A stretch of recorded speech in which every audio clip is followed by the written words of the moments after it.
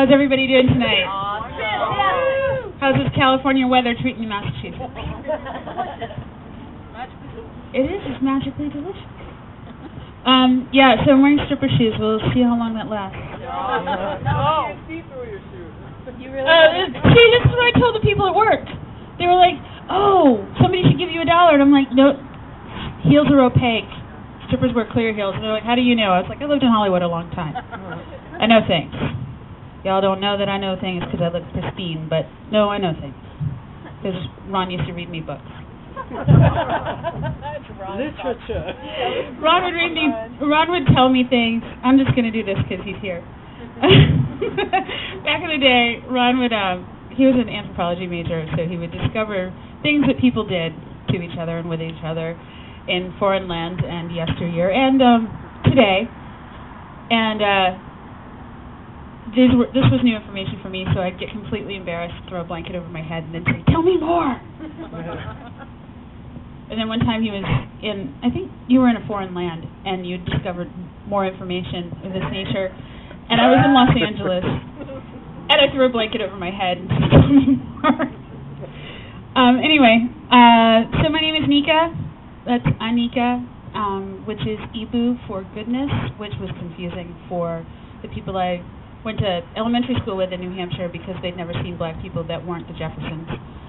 And they didn't know that the color didn't wash off. And they also didn't know that you can't turn somebody white by sticking their face in a snowbank. It took them a long time to learn that. I think 7th grade, they finally figured that one out. Also, crab apples are not a delicacy, they're weapons. I was very confused when I saw them in Whole Foods, so I was like, ah! I'm sitting in Beverly Hills in Whole Foods. What is that doing here? My friend's like, what? It's crab apples. You can, you put them in a salad. And I'm like, no, it's a weapon. Somebody's going to kill me. Ran out without my carrot soup.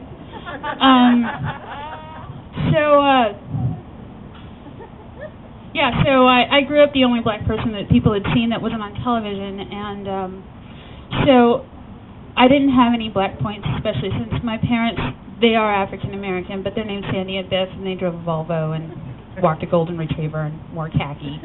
No black points. No black points. So when I was about 15, we moved to Massachusetts. I thought, oh, I'm going to get my black points now. No, because we moved to Milton.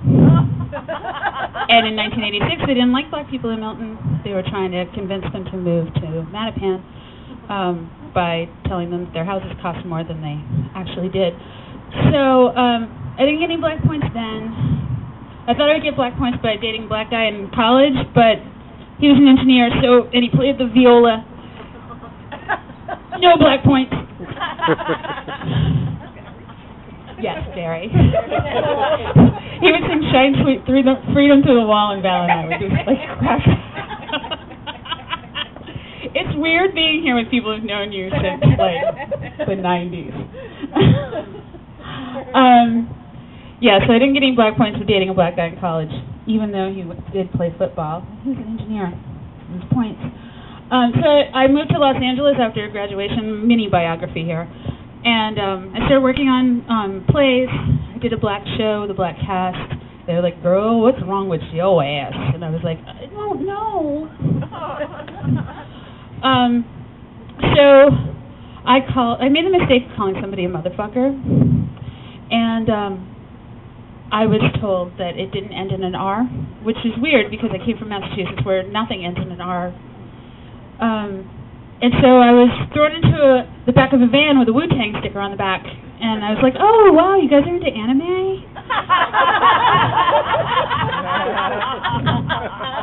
And they drove me to South Central, and way past the Rodney King riots, way past Florence and Normandy, straight into Compton.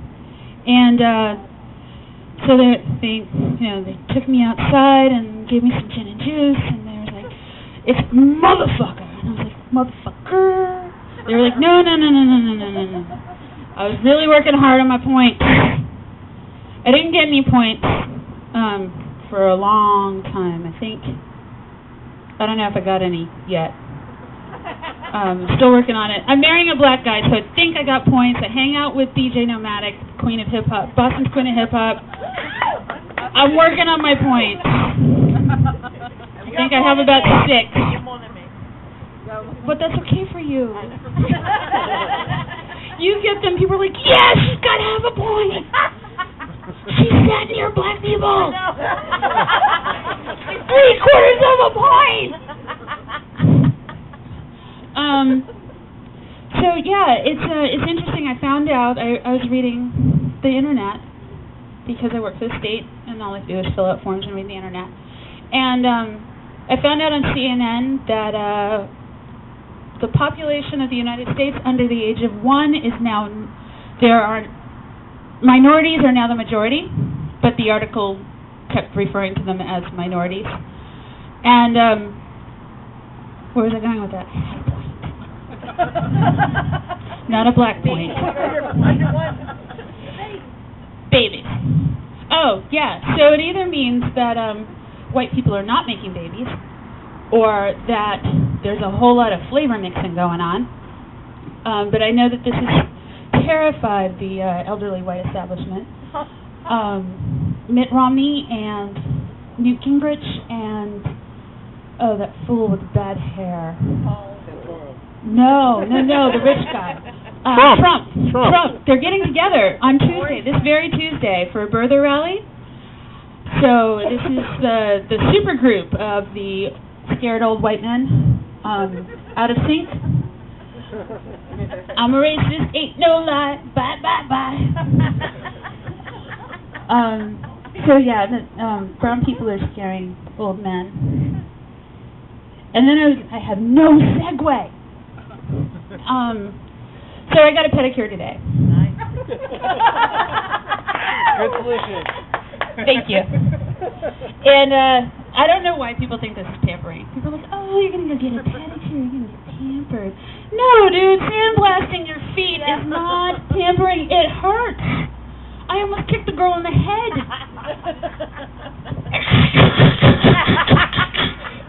Ow! You're paying somebody to sandblast dead skin off of your foot. This is not pampering. Grooming is not pampering, it's torture. Guantanamo Bay victims, those people, they got treated better than you get treated at a nail salon in Boston.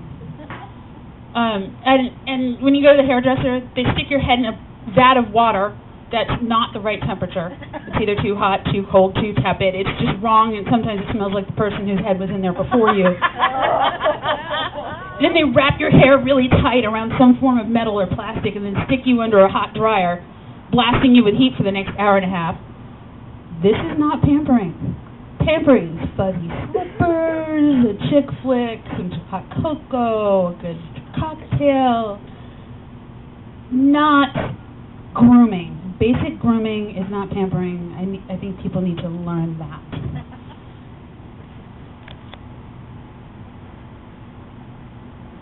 That's the story. Next up, Genevieve. All right. Show some love to Anika. Yay!